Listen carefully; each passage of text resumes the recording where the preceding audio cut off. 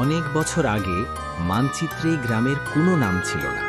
চারদিকে শুধু ঘন জঙ্গল, মাঝখান দিয়ে বয়ে যাওয়া সরু নদী, আর সন্ধ্যা নামলেই অদ্ভুত নিস্তব্ধতা।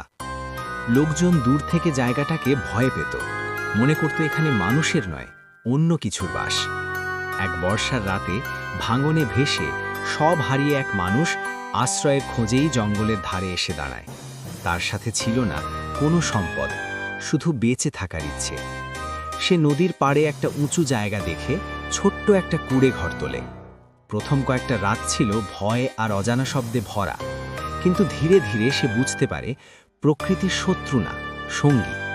সে জঙ্গল পরিষ্কার করে চাষ শুরু করে, নদীর পানি দিয়ে জমি উর্বর হয়। অল্প দিনের মধ্যেই সেখানে সবুজ ধান গজায়। দূরের লোকজন দেখে সেই ভয়ঙ্কর জায়গায় একজন মানুষ বেঁচে আছে, ফসল ফলাচ্ছে। সাহস পেয়ে আরও দু একটা পরিবার এসে বসতি করে। বছর ঘুরতে ঘুরতে কুঁড়ে ঘর বাড়িতে বদলায়, জঙ্গল মাঠে, আর পথ তৈরি হয় মানুষের পায়ে চলতে চলতে। নদীর পাড়ে গড়ে ওঠে হাট, মসজিদ, স্কুল। যে জায়গাকে একসময় অশুভ ভাবা হতো, সেটাই হয়ে ওঠে নিরাপদ আশ্রয়। গ্রামের নাম হয় নদীর নাম অনুসারে। কিন্তু বৃদ্ধরা এখনও বলে, এই গ্রামের আসল ইতিহাস কোনো বইয়ে লেখা নেই।